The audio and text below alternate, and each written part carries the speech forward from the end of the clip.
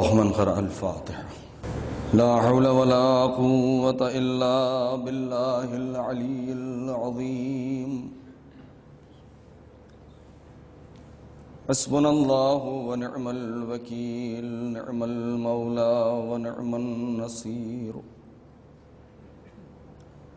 أعوذ بالله السميع العليم من الشيطان اللعين الرجيم. بسم الله الرحمن الرحيم.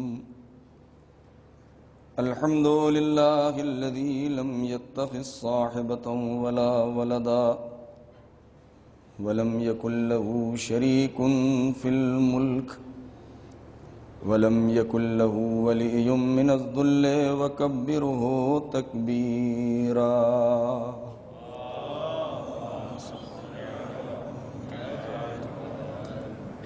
والصلاة والسلام والتحية والإكرام على النبي الأمي المكي المدني القرشي الهاشمي الأبتحي سيدنا ومولانا ومقتدانا وهادينا أبي القاسم محمد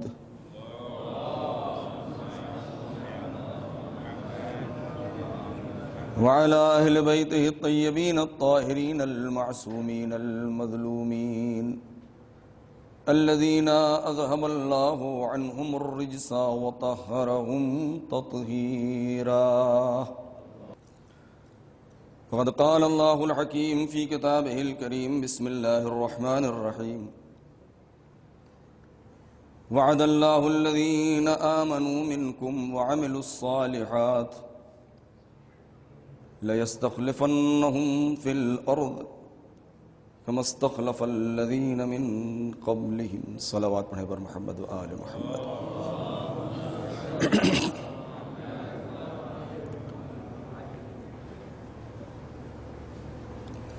بیان سے قبل آپ حضرات سے التماس ہے کہ ایک بار سورہ حمد اور 3 بار سورہ اخلاص کی تلاوت فرما کے مرحومین استاد محترم حجت الاسلام والمسلمین سید عابد حسین رضوی صاحب قبلہ و کعبہ مرحوم، ان کی دختر مرحومہ اندلیب زہرا اور جناب احمد رضا درارہ صاحب کے خسر معظم ابن حسن عابدی مرحوم اور ان کی خوش دامن جناب کنیز حیدر مرحومہ، ان مرحوم کی روح کو ایصال فرما دیں.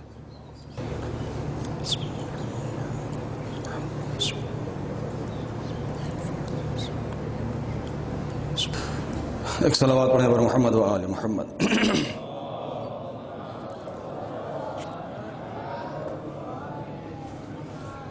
عزیزان محترم علماء کرام رحمۃ اللہ عزیز، ایام فاطمیہ کی یہ مجالس اور بالخصوص آج کی یہ مجلس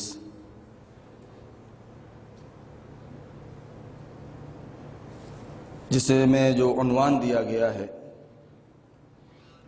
وہ عنوان آپ کے مد نظر ہے کہ مدافع ولایت معاشرے کی ضرورت.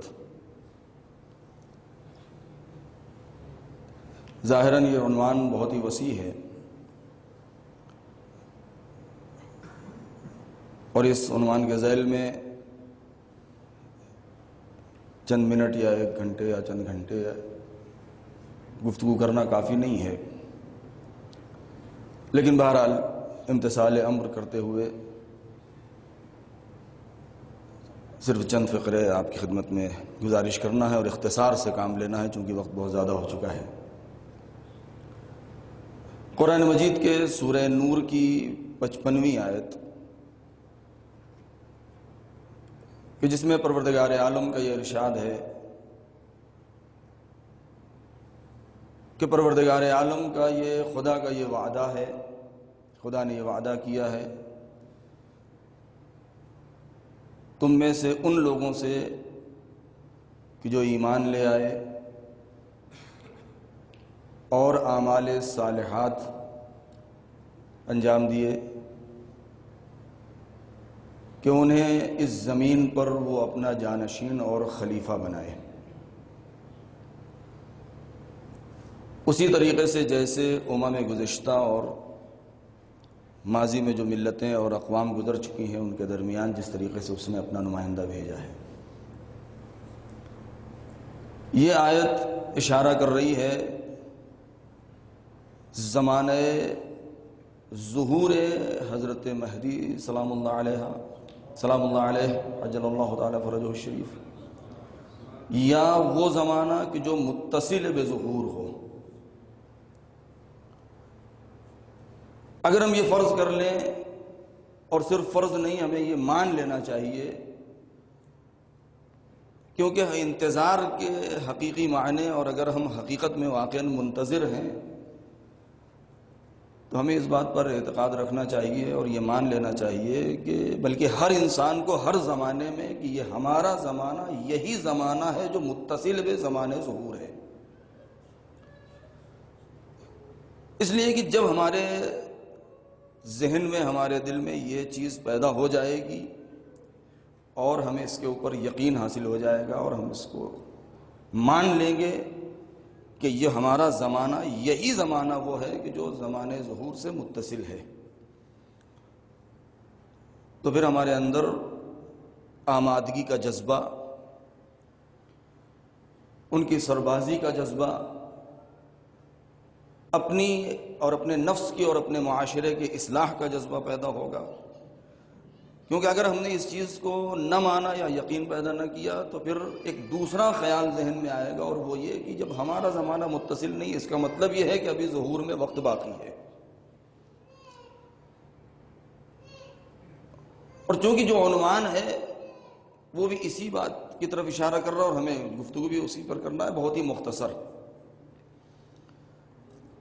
کہ مدافع ولایت معاشرہ کیسا ہو، اس کی ضرورت کیا ہے، اس کی خصوصیات کیا ہونی چاہیے۔ یہاں پر اگر گفتگو کی جائے، میں ڈر رہا ہوں اس بات سے کہیں بات زیادہ پھیل نہ جائے، کیونکہ میں نہیں پھیلانا چاہتا ہوں، کیونکہ اس میں شاخ و برگ بہت زیادہ ہیں، اس کے جڑیں بہت ہیں، فہرست اس کی بہت لمبی ہے،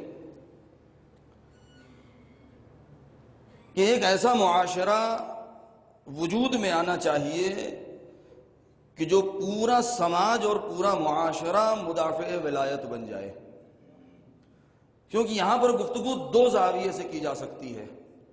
ایک تو یہ کہ ہر فرد کی اپنی ذمہ داری ہے اپنے مقام پر کہ وہ ولایت کا دفاع کرے، اور چونکہ ہر فرد اسی ایک سماج کی ایک اکائی ہے، اور یہی اکائیاں مل کر کے ایک سماج اور ایک معاشرہ بنتا ہے، اور چونکہ یہاں پر بحث اصالت فرد یا اصالت اجتماع کی بھی آ جاتی ہے کہ آیا فرد اصل ہے یا جامعہ اور معاشرہ اصل ہے، لہذا ان ساری بحثوں سے قطع نظر ہمیں دیکھنا یہ ہے کہ اگر ہم یہ چاہتے ہیں، ہمیں شروع یہاں سے کرنا ہے کہ اگر ہم چاہتے یہ ہیں کہ ایک ایسا معاشرہ، ایک ایسا سماج، ایک ایسی سوسائٹی، ایک ایسا اجتماع یا ایک ایسا جامعہ تشکیل پائے کہ جو سراسر مدافع ولایت ہو، تو ہمیں سماج سے نہیں، ہمیں اپنے نفس اور اپنی ذات سے آغاز کرنا ہے،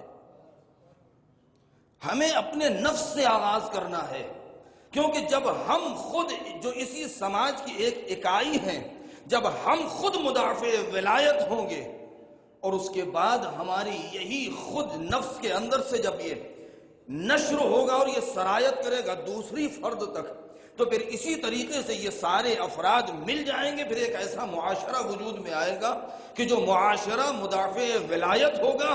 جب پورا معاشرہ مدافع ولایت ہوگا تو پھر اب ظہور کے لیے کوئی چیز رکاوٹ نہیں ہوگی، اس لیے کہ امام مہدی عجل اللہ تعالی فرجہ شریف ظہور کریں گے تو جس معاشرے میں انہیں جس چیز کی ضرورت ہے، ایک ایسا معاشرہ ہو کہ جو پہلے سے آمادہ ہو۔ اس لیے دیکھیں، جو باتیں واضح ہیں ان کو بار بار واضح کرنا اور ان کی بار بار دوبارہ ان کو دہرانا یا بیان کرنے کی ضرورت نہیں ہے۔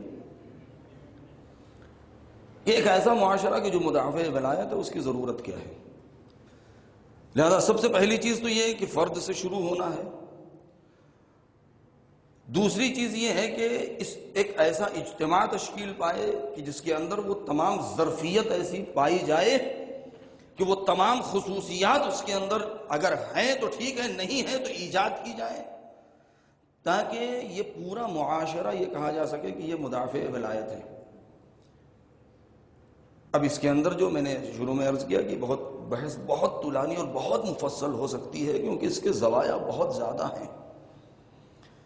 امام کے ظہور کے وقت، اب یہاں سے میں تھوڑا سا گریز کروں گا، بہت مختصر، وقت بڑی تیزی سے آگے بڑھ رہا ہے، میں صرف ربط مسائب دوں گا، مختصر سی چیزیں عرض کرنا ہے کہ امام کے ظہور کے وقت جو علامتیں بیان کی گئی ہیں، علامات عامہ ہیں یا علامات خاصہ ہیں یا وہ حتمی علامتیں ہیں یا غیر حتمی علامتیں ہیں، لیکن ظہور یا ظہور کے بعد کہ جو بغیر تحقیق کے جو باتیں کی جاتی ہیں یا عوام میں جو بات رائج ہو جاتی ہے یا ہم بھی کبھی کبھار ممبروں سے اسی باتیں کر جاتے ہیں، لہذا ہمیں سب سے پہلی بات تو یہ ہے کہ ایک معاشرہ کی جو مدافع ولایت معاشرہ ہمیں بنانا ہے، سب سے پہلے اس معاشرے کے تمام افراد کے اندر ہمیں حقیقی معنوں میں مہدویت کے مفہوم کو واضح کرنا ہے کہ مہدویت کا مفہوم کیا ہے، اس کا کانسیپٹ کیا ہے، اس کی تعریف کیا ہے۔ یعنی کیا صرف ہم اسی بات کے اوپر متوقف رہیں کہ نہیں، یہ بس ایک دن آئے گا، قرآن نے وعدہ کیا ہے، روایات موجود ہیں کہ یملأ الارض قسطا وعدلا کما ملئت ظلما وجورا، کہ وہ آئیں گے، پردہ اٹھائیں گے یا پردے کے پیچھے ہیں، جہاں کہیں بھی ہے وہ ظاہر ہوں گے اور اس دنیا کو کہ جو ظلم و جور سے بھری ہوئی ہے وہ عدل و انصاف سے بھر دیں گے۔ کیا اس عدل و انصاف سے بھر دینا، ظلم و جور کو ختم کر دینا، کیا بغیر کسی مقدمے کے ہے؟ نہیں، اس کے لیے مقدمات ضروری ہیں، اس کے لیے مقدمات ضروری ہیں۔ یا یہ جو بات کہہ دینا کہ امام آئیں گے اور آنے کے بعد ایک مرتبہ تلوار نکالیں گے اور تلوار نکالنے کے بعد ان کی تلوار چلے گی اور کفار و فجار و مشرکین اور کافرین و منافقین کا قتل عام کر دیں گے اور خاتمہ کر دیں گے اور 2/3 دنیا یا 1/3 دنیا ختم ہو جائے گی، ایسے امام کی امامت میں وہ کمال نہیں ہے کہ جو 2/3 کو قتل کر کے 1/3 پر حکومت کریں۔ ہمیں ایسے امام کے چہرے کو اور ایسی سیرت کو پیش کرنا ہے، ایسے امام کو سمجھانا ہے جو بغیر خون ریزی کے پرچم عدل کو نصب کر دے۔ ورنہ پھر اگر ہم نے ایسا چہرہ پیش کر دیا امام کا کہ جو آ کے تلوار چلا کے اور توپ اور ٹینک اور میزائل اور ایٹم بم اور اس کو استعمال کر کے اور پھر وہ اپنا پرچم نصب کر دے، تو پھر ایسے امام میں اور جو اس وقت دعویٰ امامت کرتے ہیں ان میں فرق کیا رہا؟ لہذا سب سے پہلی بات تو یہ کہ مہدویت، اس کے مفہوم کیا ہے، اس کی اصل تعریف کیا ہے۔ دوسری بات یہ کہ امام آئیں گے اور ایک ہی طرف سے قتل کرنا شروع کر دیں گے، نہیں، یہ بات بالکل غلط ہے۔ یہ ہمارے کسی بھی روایات کے اعتبار سے، کسی دلیل کے اعتبار سے، کسی براہین کے اعتبار سے یہ بات ثابت نہیں ہے۔ ٹھیک ہے امام قتل کریں گے، مجرمین کو سزا دیں گے، لیکن پہلا مرحلہ امیر المؤمنین نے اگر مخالف نے تلوار نہ اٹھائی ہوتی تو شاید پوری حکومت امیر المؤمنین میں کوئی ایک قتل بھی نہ ہوتا۔ یہ جمل صفین نہروان میں امیر المؤمنین کو سامنے والے دشمن نے مجبور کیا تھا، ورنہ مولا تلوار چلانے کے لیے نہیں آئے تھے۔ حکومت عدل کا مطلب، حکومت عدل کی بنیاد خون کے اوپر نہیں ہوتی ہے، صلح کے اوپر ہوتی ہے۔ لہذا پہلی بات تو یہ۔ دوسری بات کہ امام آئیں گے، ہمیں آمادہ ہونا ہے، ہمیں تیار ہونا ہے۔ تو کیا امام معجزے کے ذریعے سے حکومت کریں گے؟ نہیں، معجزہ کے ذریعے سے بھی نہیں، کرامت کے ذریعے سے بھی نہیں۔ معجزے کے ذریعے سے اور کرامت کے ذریعے سے اگر حکومت کرنا ہوتی، ولایت تکوینی کی بنا پر اگر حکومت کرنا ہوتی تو پیغمبر اکرم کے بعد نہ سقیفہ کا وجود ہوتا، غدیر کے بعد نہ کربلا میں، نہ شام میں یزید کی حکومت ہوتی، نہ دور بنی امیہ ہوتا، نہ دور بنی عباس ہوتا۔ اس حالت انسانی کی بنا پر، اصل بشریت کی بنا پر، اصل فکری اور تعقل کی بنا پر، عقلانیت کی بنا پر حکومت مہدوی کو قیام ہونا ہے، شمشیر کی بنیاد پر نہیں ہونا۔ یہ وہ نکات ہیں کہ جو ہمیں سمجھنے کی ضرورت ہے۔ عقلانیت کی بنیاد پر حکومت مہدوی کا قیام ہے۔ شمشیر کی بنا پر نہیں ہے۔ تیسری بات، ہم قشر طلاب علماء اگر ہم یہ سمجھیں کہ نہیں امام کے سرباز صرف ہم ہیں اور ہم بڑے فخر سے کہیں کہ ہم سربازان امام زمان ہیں، امام زمانہ کے سپاہی ہیں، کیا نحو صرف منطق فلسفہ اصول کلام اور تاریخ اور تفسیر صرف پڑھ کر کے ہم یہ کہیں کہ ہم امام کے سرباز ہیں؟ نہیں، امام کی حکومت جب تعقل کی بنا پر ہے، عقلانیت کی بنا پر ہے، علم کی بنا پر ہے، شمشیر کے اوپر اس کی بنیاد نہیں ہے حکومت اس امام کی، بلکہ صلح کے اوپر ہے، عقلانیت کے اوپر ہے، علم کے اوپر ہے، تو اب امام کو جتنے بھی علوم ہیں ہر علم کی ضرورت ہے، ہر طریقے کے ماہرین کی ضرورت ہے۔ اگر ہم فقہ و اصول پڑھتے ہیں تو فقہ و اصول پڑھتے ٹائم ہماری نیت یہ ہونی چاہیے کہ ہم پڑھ اس لیے رہے ہیں کہ اگر امام کا ظہور ہو جائے اور ہمارے علم کی ضرورت ہو تو ہم امام کی خدمت کر سکیں۔ اگر دنیاوی علوم میں ایک ڈاکٹر ہے تو اس نیت کے ساتھ پڑھیں کہ اگر امام کا ظہور ہو گیا تو مریضوں کا علاج ہم امام کی حکومت میں رہ کے کریں گے۔ اگر یہ نیت ہوگی تو دنیا کے جتنے بھی علوم ہیں، چاہے انجینئرنگ لائن ہو، چاہے ڈاکٹری ہو، میڈیکل سائنس ہو، چاہے جتنے بھی جو بھی ٹیکنالوجی ہے، ہر میدان میں انسان اگر یہی نیت رکھے گا تو پھر ہر ایک امام کا سپاہی بن سکتا ہے۔ لہذا میں بات کو سمیٹنا چاہتا ہوں کہ ایسا معاشرہ کی جو مدافع ولایت ہو، کسی ایک فرد اگر کوئی ایک انسان دعویٰ کرے کہ ہم مدافع ولایت ہیں، ٹھیک ہے، اجر ہے خدا کے نزدیک، لیکن یہ ایک فرد تنہا مدافع ولایت بن کے کچھ نہیں کر سکتا ہے جب تک پورا سماج اس قابل نہ بن جائے۔ پہلی چیز ایمان، عمل صالح، اور یہ ایمان اور عمل صالح یہ وہ چیز ہے کہ جو پورے معاشرے کے اندر اس کو رواج دینے کی ضرورت ہے۔ امیر المؤمنین سے کسی نے پوچھ لیا کہ یا علی آپ معاویہ کے مقابلے میں جنگ کیوں کر رہے ہیں؟ تو امیر المؤمنین نے کیا جواب دیا؟ کہا میں اس لیے کہ امر بالمعروف اور نہی عن المنکر کرنا واجب ہے۔ یعنی جل رہی ہے تلوار، لیکن جواب یہ امیر المؤمنین دے رہے ہیں کہ چونکہ امر بالمعروف اور نہی عن المنکر کرنا واجب ہے۔ حسین ابن علی نے قیام کیا تو لأن آمر بالمعروف وانہا عن المنکر، کہ ہم امر بالمعروف اور نہی عن المنکر کے لیے جا رہے ہیں۔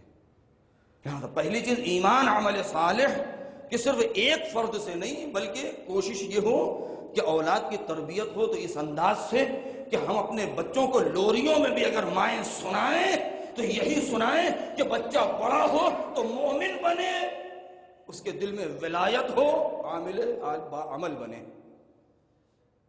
جب یہ اس انداز سے ایک معاشرے کی تربیت ہوگی تو وہ معاشرہ پھر مدافع ولایت ہوگا۔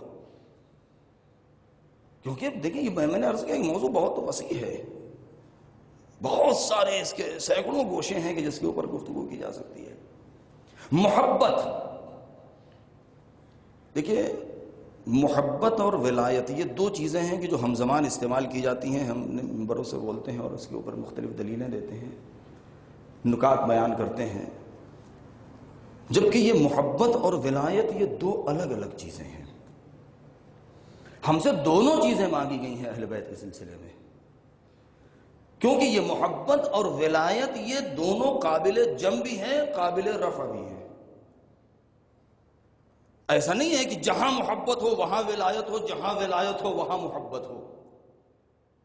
ممکن ہے کہ ایک ایسی جگہ ہو کہ جہاں ولایت ہو لیکن محبت نہ ہو، جیسے کہ انسان ولایت رکھتا ہے کسی دوسرے فرد کے اوپر لیکن وہ دوسرا فرد اس سے محبت نہیں کرتا۔ ایک انسان ہے جو محبت کرتا ہے کسی سے لیکن وہ اس کا ولی نہیں ہے یا اس کو اپنا ولی تسلیم نہیں کرتا ہے، ولایت نہیں پائی جاتی ہے۔ لیکن یہ سب ایسا معاشرہ کی جو مدافع ولایت ہے اس معاشرے کے اندر ان دونوں چیزوں کا ہونا ضروری ہے۔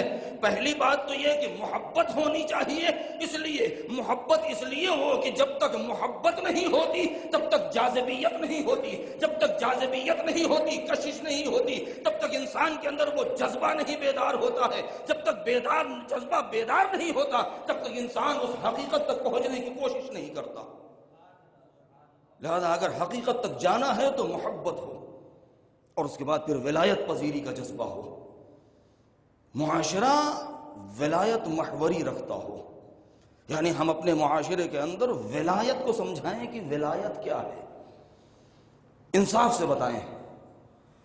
ہم اور آپ خود اپنی مسئولیت، اپنی ذمہ داری بینی و بین اللہ کہ ممبر سے ہم نے جو حق ادا کیا ہے، ممبر کا جو بیان کیا ہے، آیا ہم نے ولایت کو بیان کیا ہے یا محبت کو بیان کیا ہے؟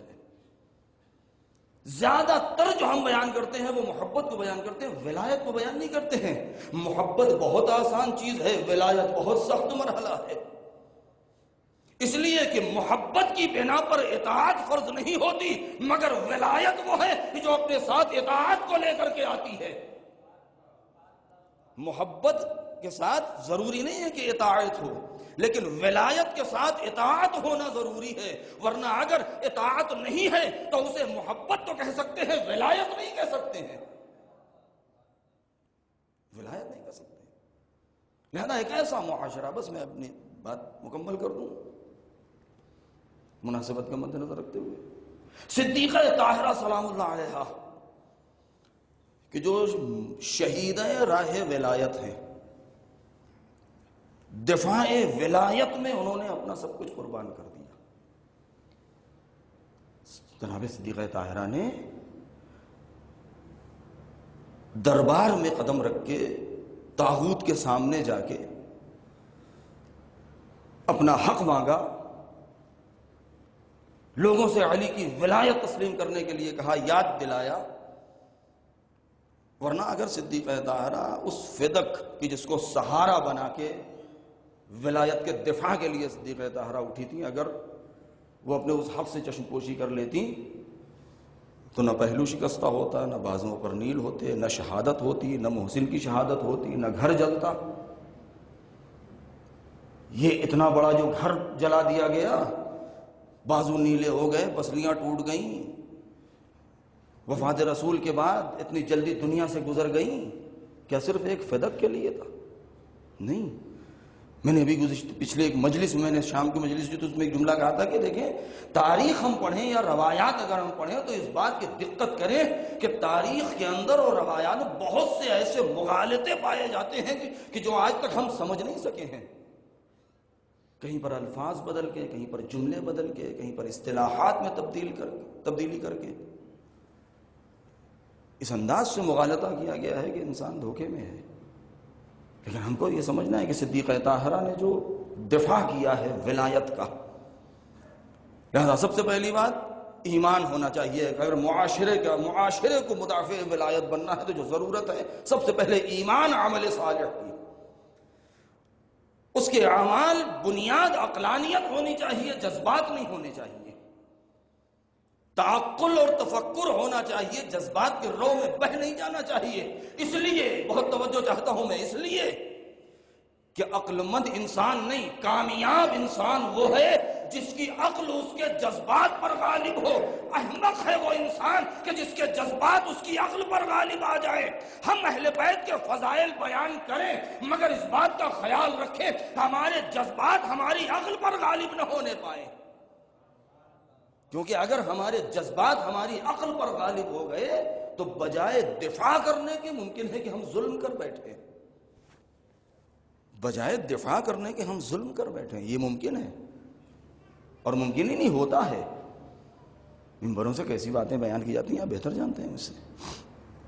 لہذا ہمیں دفاع کرنا ہے اہل بیت کا، وہ مدینہ فاضلہ، وہ حکومت موعودہ کہ جس کا وعدہ کیا گیا ہے قرآن میں بار بار کہ جہاں پر صرف عدل ہی عدل ہوگا۔ ایسے معاشرے تک اگر ہمیں پہنچنا ہے، وہ مدینہ فاضلہ، وہ حکومت موعودہ، تو پھر ہمیں اپنے معاشرے کو اس انداز سے آمادہ کرنا ہوگا، تیار کرنا ہوگا اور اس کی یہ ساری ضروریات ہیں. بہت اس میں گفتگو ہے, بہت طولانی موضوع ہے, یہ بہت وسیع موضوع ہے. جناب صدیق طاہرہ کی پوری زندگی شادی سے لے کر کے یا سن 2 ہجری یعنی ہجرت کے زمانے سے لے کر کے جب ہجرت کر کے مکے سے مدینے پہنچی ہیں تب سے آپ کی زندگی میں زیادہ یعنی جو نمایاں چیزیں ہیں. اور تاریخ نے جو خیانتیں کی ہیں, ماحول نہیں ہے کہ میں وہ جملے عرض کروں, لیکن بہرحال کہہ دے رہا ہوں. میں نے کل مجلس میں ایک برادران پاکستانی میں نے ایک مجلس میں نے ایک جملہ کہا تھا, پچھلے سال بھی اس کو دہرایا تھا کہ تاریخ پڑھیں تو بہت ہی سنبھال کے, کیونکہ جن کو ہم معتبر سمجھتے ہیں انہوں نے کچھ ایسی چیزیں لکھ کر کے ہمارے درمیان اپنا اعتبار پیدا کر لیا ہے, جبکہ در حقیقت دیمک کے مانند ہیں کہ جو جڑوں کو کاٹ رہے ہیں. وہ جملہ میں کہوں کہ ذرا غور کریں اس بات کے اوپر کہ سیرت صدیقہ طاہرہ آج تاریخ میں کتنی موجود ہے, اس کے سلسلے میں روایتیں کتنی ہیں, غدیر کے سلسلے میں کتنا موجود ہے, اور غدیر کے مقابلے میں جو افراد آئے ہیں ان کے فضائل اور مناقب کتنے موجود ہیں. میں نے یہ جملہ کہا تھا اور میں اس کو دہرایا دوں کہ تعجب ہوتا ہے ایسے مورخین کے اوپر, اور حیرت اور تعجب نہیں, لیکن حقیقت میں کیا کروں, شاید آپ مسکرا دیں اس جملہ سن کے, لیکن حقیقت ہے کہ تعجب ہے ایسے مورخین کے اوپر جن کو ہم معتبر مانتے ہیں کہ جن کو دن کے دوپہر کے اجالے میں کچھ نہیں دکھتا مگر رات کے اندھیرے میں بہت کچھ دکھتا ہے. وہ توجہ چاہتا ہوں, حقیقت کی طرف اشارہ کر رہا ہوں میں. دن کے اجالے میں نہیں دکھتا, رات کے اندھیرے میں بہت صاف دکھتا ہے.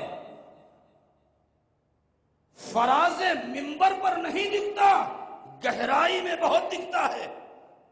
بہت توجہ چاہوں گا میں. دن کے دوپہر میں غدیر کا منبر نہ دکھا, رات کے تاریکی میں رسول کا بستر دکھ گیا. فراز منبر پر رسول کے ہاتھوں پر علی نہیں دکھ رہے ہیں, غار کے اندر اس اندھیرے میں وہ یار غار کی ساری تفصیلات لکھ دی گئی ہے. اس چیز کو سمجھنے اور بیان کرنے کی ضرورت ہے کہ ایسا کون سی ایسی ضرورت تھی اس کی بنا پر ان سب چیزوں کو. صدیقہ طاہرہ دربار میں جو گئی ہیں وہ انہی سب حقوق کو بچانے کے لیے, ورنہ وہ فدق کہ ابتدائی تاریخ میں صدر اسلام میں فدق کا جو دائرہ اور جو حدود تھے اس کو آپ بہتر جانتے ہیں تاریخ میں, کہ صرف اتنا ہی اگر مسئلہ ہوتا تو نہیں, بلکہ آپ علی کی ولایت, ان کی خلافت, جانشینی اس کا دفاع کرنے کے لیے گئی ہیں. جناب سمر صاحب کی مجلس سے میں نے یہ جملہ کہا تھا کہ اور وہ آپ تاریخ میں پڑھیں جو موجود ہے کہ ابن ابی الحدید معتزلی نے کہ جو نقل کیا ہے کہ اپنے استاد سے جب پوچھا تو استاد نے یہی کہا کہ تمہیں نہیں معلوم, اگر فاطمہ کو صدیقہ مان کے, سچا مان کے اگر انہیں باب فدق دے دیتے تو کل جب فاطمہ دعویٰ کرتی کہ خلافت میرے شوہر کا حق ہے تو اب ایک بار جب سچا مان چکے تھے تو خلافت بھی دینی پڑتی. لہذا ایسا کچھ کرو کہ ایک بار کے بعد اصلاً بولنا ہی بند ہو جائے, دعویٰ کرنے کا, ادعا کا سارا راستہ ہی بند ہو جائے. لہذا جناب صدیقہ طاہرہ نے جو دفاع کیا ہے, بس ابھی دوسری جگہ مجالس بھی ہیں, آپ کو پہنچنا بھی ہے, میں زیادہ وقت نہیں لینا چاہتا ہوں, کہ اپنا سب کچھ قربان کر دیا. وہ فاطمہ کہ جس کے فضائل اور مناقب, میں نے سوچا تھا کہ یہاں پر تھوڑا سا اشارہ کروں گا کہ اگر فاطمہ کو پہچانا ہے تو کم سے کم 3 طریقوں سے, کہ فاطمہ قرآن کی نگاہ میں, یہ خود ایک پورا ایک باب ہے کہ قرآن فاطمہ قرآن کی نگاہ میں. کتنی آیتیں ہیں ظاہراً ہم کہہ دیتے ہیں کہ یہ چند آیتیں ہیں کہ جو فاطمہ کی شان میں ہیں، سورہ اللہ کی چند آیتیں ہیں، سورہ کوثر ہے، سورہ قدر ہے، یا اس طریقے سے بات سورہ نور ہے. نہیں، یہ تو وہ ہیں کہ جہاں بالکل ظاہری طور سے، ورنہ فاطمہ وہ نور مستور بین السطور تمام آیات قرآنی ہے. لفظ بلفظ، حرف بحرف، زبر زیر حرکات قرآنی، ہر ایک کے اندر فاطمہ پوشیدہ ہے. فاطمہ لیلۃ القدر قرآن ہے، فاطمہ کوثر قرآن ہے. فاطمہ کو سمجھنا ہے تو قرآن کے آئینے میں سمجھا جائے. پورا قرآن فاطمہ کا قصیدہ ہے، بلکہ یوں کہہ دیا جائے کہ زبان فاطمہ ہی کا نام قرآن ہے. فاطمہ خاموش ہے تو قرآن صامت ہے، فاطمہ بول رہی ہے تو قرآن ناطق ہے. قرآن کے ذریعے سے سمجھنا ہے تو قرآن بتائے گا کہ فاطمہ کیا ہے. فاطمہ پیغمبر اکرم کی احادیث کے آئینے میں اگر دیکھا جائے تو کتنی روایتیں بھری ہیں ہماری کتابوں میں. فریقین نے نقل کیا ہے، جس انداز سے آپ نے بیان کیا کہ فاطمہ میرا حصہ ہے، فاطمہ میرا نور ہے، آنکھوں کی ٹھنڈک ہے، دل کا سرور ہے، میرا جز ہے.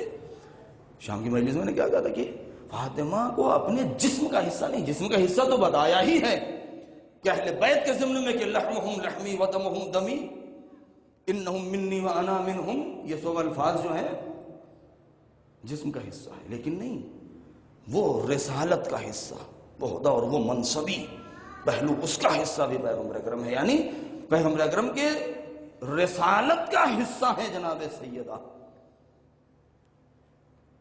جناب فاطمہ حدیث قدسی کے آئینے میں، جناب سیدہ ائمہ معصومین علیہ السلام کی روایات کے آئینے میں. کتنے گوشے ہیں کہ اگر اس کو بیان کیا جائے تو. عزادارو، یہ ایام جو اس وقت چل رہے ہیں، آج پہلی تاریخ گزر چکی ہے. دوسری روایت کے اعتبار سے علماء نے 20-22 روایتیں جو نقل کی ہیں شہادت کے سلسلے میں، خود یہ 20-22 روایتوں کا ہونا، یہ 20-22 تاریخوں کا ہونا، خود فاطمہ زہرا سلام اللہ علیہا کے ایک سر اور ایک راز ہونے پر دلیل ہے کہ آپ کی پوری زندگی ایک راز بن کے رہے گی کہ جو بھی حل نہیں ہو سکی، کبھی کھلے، ایک معمہ ہے. ولادت ایک ایسا راز، انتقال نور،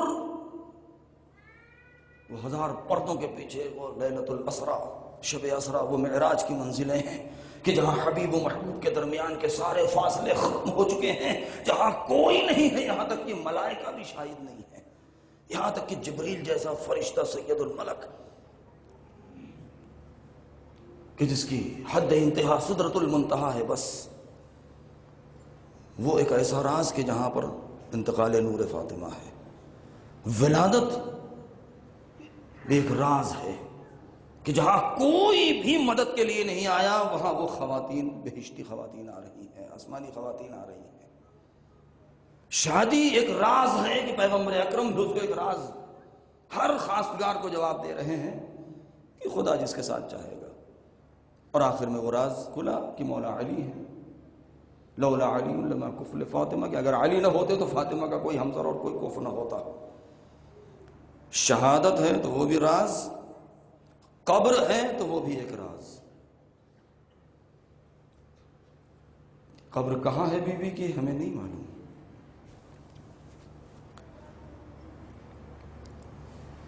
عزادارو، روئیے، امام کو پرسہ دے. مولا علی نے، دیکھیں روایت مجھ سے بہتر جانتے ہیں، نظر ہے، میں تفصیل نہیں رہوں گا. 3-4 چیزیں جو بیان کی گئی ہیں کہ سیدہ کی قبر کہاں ہے، تو بہت سے لوگ نے اس چیز کو رجحان کیا ہے کہ خود ان کے حجرے میں ہے، خود گھر میں ہے.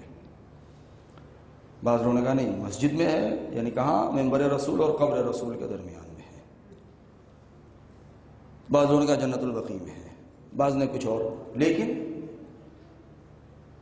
دفن کے دوسرے دن یا دفن کے وقت، تاریخ کیا کہتی ہے کہ علی نے جنت البقیع میں 40 نشانات قبر بنائے تھے، اور 40 کے 40 قبر کے اوپر آپ نے پانی چھڑک دیا تھا، تر کر دیا تھا مٹی کو. اور اس کے بعد جب لوگوں نے نبش قبر کا خیال ظاہر کیا تو مولا علی ایک قبر پر پہنچ گئے، اور پھر وہ سارا واقعہ آپ کے پیش نظر ہے۔ اب کیا مولا علی حقیقت میں اسی قبر پہ گئے تھے یا کسی اور قبر پہ گئے تھے؟ یہ ساری بحثیں ہیں۔ خلاصہ کلام یہ کہ سیدہ کی پوری زندگی ایک راز ہے، ایک سر ہے، سر اللہ اکبر ہے، خدا کا سب سے بڑا راز ہے کہ نبی کریم نے کیا فرمایا؟ من آذاہا آذانی، جس نے فاطمہ کو اذیت پہنچائی اس نے مجھے اذیت پہنچائی۔ سید الاولاق وہ ہیں پیغمبر کی ذات کہ کائنات کا ذرہ ذرہ جن سے وابستہ ہے، کہ اگر پیغمبر کے وجود کو تکلیف ہوگی تو کائنات کے ذرے ذرے کو تکلیف ہوگی۔ اس کا مطلب یہ ہے کہ اگر فاطمہ کو تکلیف ہوئی ہے تو ظالموں نے صرف ایک وجود پر ظلم نہیں کیا بلکہ کائنات کے سارے عناصر اور سارے اجزاء پر ظلم ڈھایا ہے۔ نباتات بھی مظلوم واقع ہوئے ہیں، جمادات بھی، حیوانات بھی، انسان بھی، جن بھی، ملک بھی، صفوف انبیاء بھی۔ یعنی سیدہ کا وجود وہ ہے کہ جو مرکز ہستی ہے، وہ ہستہ اول ہیں، وہ بذر اول ہیں، وہ نقطہ اول ہیں، وہ نور اول ہیں، وہ نقطہ دائرہ وجود سید المرسلین ہیں کہ جو نقطہ دائرہ وجود کائنات ہیں۔ لہذا فاطمہ کے اوپر ظلم یعنی پوری کائنات کے اوپر ظلم۔ ان سب حدیثوں کو سننے کے باوجود بھی لوگ جانتے تھے ہم سے اور آپ سے زیادہ اس زمانے کے وہ خلفاء اور وہ طاغوتی حکومتیں اور طاقتیں وہ فاطمہ کو پہچانتی تھی۔ وہ لوگ زیادہ پہچانتے تھے، ان کو معرفت زیادہ تھی ہم سے، لیکن اس کے باوجود بھی وہ ہوا و ہوس کی بنیاد پر اسی ولایت کے خلاف۔ عزیزو، یہ 75 یا 95 دن تک سیدہ نے کیسے گزارا ہے ہم نہیں جانتے۔ جو مظلومہ ہیں، جو شہیدہ ہیں، مقہورہ ہیں، مغصوبہ ہیں، زیارت کے جملے ہیں۔ 9ویں امام سے روایت ہے، 8ویں امام سے روایت ہے کہ انہا صدیقۃ شہیدہ، کہ وہ صدیقت ہے، وہ شہیدہ ہے۔ میں نے ایک جملہ کئی مجلسوں میں کہا ہے، یہاں پھر کہوں گا میں کہ صدیقہ طاہرہ کے اوپر جو سب سے بڑا ظلم ہوا ہے وہ یہ نہ سمجھیں ہم کہ وہ ظلم در و دیوار کے درمیان ہے، نہیں۔ بی بی کے اوپر سب سے بڑا ظلم دربار میں ہوا ہے۔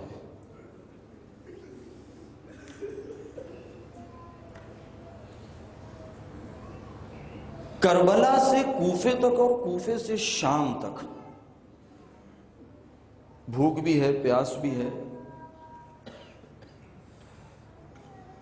بیڑیاں بھی ہیں، ہتکڑیاں بھی ہیں، طوق خاردار بھی ہے، لنگر بھی ہے، خاردار راستے بھی ہیں، مہار ناقہ ہاتھ میں بھی ہے، پنڈلیاں پھٹ گئی ہیں، خون بہہ رہا ہے، طوق گرہ سے گردن زخمی ہے، دروں سے پشت زخمی ہے،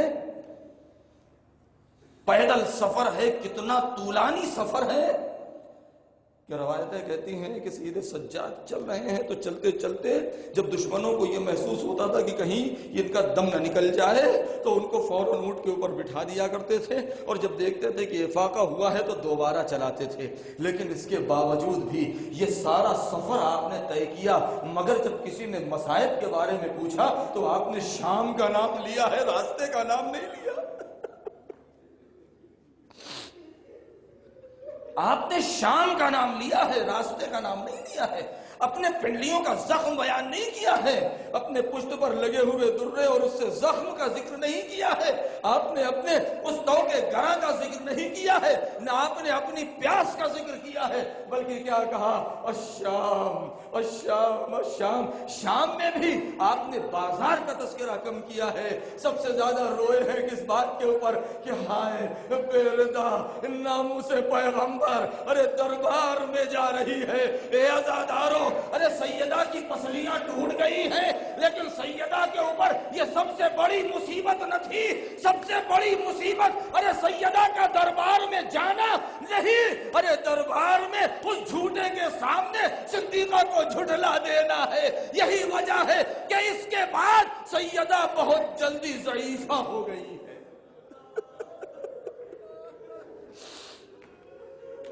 بی بی کے اوپر آثار پیری نمایاں ہو گئے ہیں، ورنہ میں نے کئی مرتبہ اس جملے کو کہا ہے مجلسوں میں کہ جسم کے زخم سے انسان بوڑھا نہیں ہوتا ہے، روحانی اور نفسیاتی تکلیف سے انسان، کہ وہ فاطمہ جس نے کبھی سوچا نہ ہوگا، کوئی توقع کوئی امید نہ تھی کہ اس کے ساتھ ایسا حادثہ ہوگا۔ اس بات کی امید کی جا سکتی تھی کہ جس کا شوہر بدن کے اوپر 100 زخم ایک ایک جنگ میں کھائے تو ممکن ہے کہ کوئی انتقام لینے کے لیے آئے اور کوئی تازیانہ مار دے، کوئی پتھر مار دے، لیکن نبی کی زبان مبارک سے جس کو صدیقہ کہا گیا ہو، کیا سوچا ہوگا کہ لوگ ہمیں جھٹلا دیں گے؟ نہیں۔ معاویہ سے کسی نے پوچھا تھا، معاویہ نے کسی سے کہا تھا اپنے بڑے دربار میں، مجمع بھرا ہوا تھا، اس نے کہہ دیا، کہا تم میں کون ہے جو بتائے کہ اس دنیا میں سب سے اچھا انسان کون ہے؟ تو کسی نے کھڑے ہو کر کے کہہ دیا کہ سرکار آپ ہیں۔ اس نے کہا تو جھوٹ بولتا ہے، معتبر کتابوں میں ہے، کہا تو جھوٹ بولتا ہے، میں ہوں ہی نہیں۔ کسی نے کہا فلاں ہے، کہا تم بھی جھوٹے ہو، تم بھی جھوٹے ہو۔ آخر میں اس نے کہا کہ سب سے اچھا انسان علی ہے۔ یہ معاویہ کا جملہ ہے، یعنی کسی بھی اعتبار سے برا تو کوئی کہہ ہی نہیں سکتا ہے، جسمانی جسم پر زخم لگایا جا سکتا ہے، لیکن سیدہ کو سے گواہی مانگ لینا یہی سب سے بڑی مصیبت تھی۔ ذرا تصور کریں کہ بھرے دربار میں اچانک نہیں بنتا پڑتے ہوئے میں کیا کروں ذرا، قسم خدا کی ممبر کی قسم ہے، آنکھوں میں خون اتر آتا ہے ان مصائب کو پڑھتے نہیں بنتا کہ اس بھرے دربار میں کیا کروں جو اتنے ناز و نعم سے پلی ہو کہ سید المرسلین جس کے احترام میں کھڑے ہو جاتے رہے ہو، اچانک دربار میں اس کے منہ پر تماچا لگ جائے، اس کے منہ پر اچانک تماچا لگ جائے۔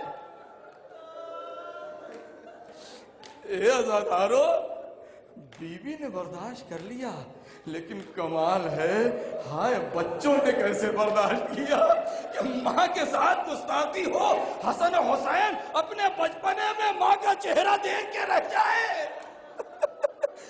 بچے ہیں، بھولا پن ہے، عجب نہیں پوچھ لیا ہو اے مادر گرامی، ارے اس نے آپ پر ہاتھ کیوں اٹھایا؟ ارے بی بی کیا جواب دے؟ یہی وہ عقدہ تھا، یہی وہ گرہ تھی جو امام کے دل میں تا حیات رہ گئی کہ جب بھی کوئی پوچھتا تھا اے مولا، ارے آپ اتنے غمگین کیوں ہیں؟ آپ اس موڑ پر یا یہاں پر پہنچ کے آپ غمزدہ کیوں ہو جاتے ہیں؟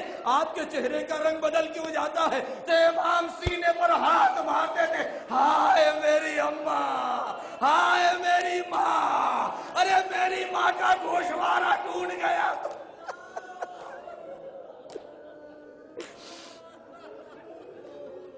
ہائے میری ماں کا گوشوارہ ٹوٹ گیا تھا۔ اجرکم علی اللہ۔ عزادارو، در سیدہ پر شریروں کا ہجوم، بنت رسول کس کی دہائی دے؟ کیا ہم اور آپ یہ سمجھتے ہیں نہیں نہیں بی بی نے نہیں کہا ہے کہ میں بنت رسول ہوں، حسن حسین اس گھر میں ہیں، لیکن ظالم کوئی بھی ہو در سیدہ کی حرمت کو پامال کر دیا۔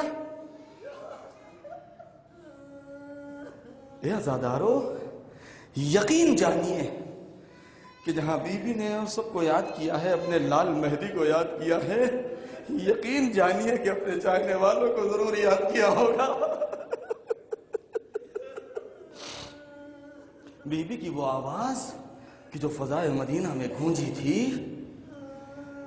مجھے حوالہ یاد نہیں ہے لیکن میں نے یہ روایت جو پڑھی ہے کہ بعض لوگوں نے، بعض علماء عرفان نے بھی اس کو نقل کیا ہے اور بڑے عجیب انداز سے، کہ کچھ آوازیں ایسی ہوئی ہیں تاریخ میں کہ جس کو کائنات کے ذرے ذرے نے سنا ہے، یہاں تک کہ جو دنیا سے گزر چکے ہیں وہ بھی، جو عالم ارواح میں تھے وہ بھی، یہاں تک کہ حیوانوں نے بھی سنے ہیں پوری دنیا میں۔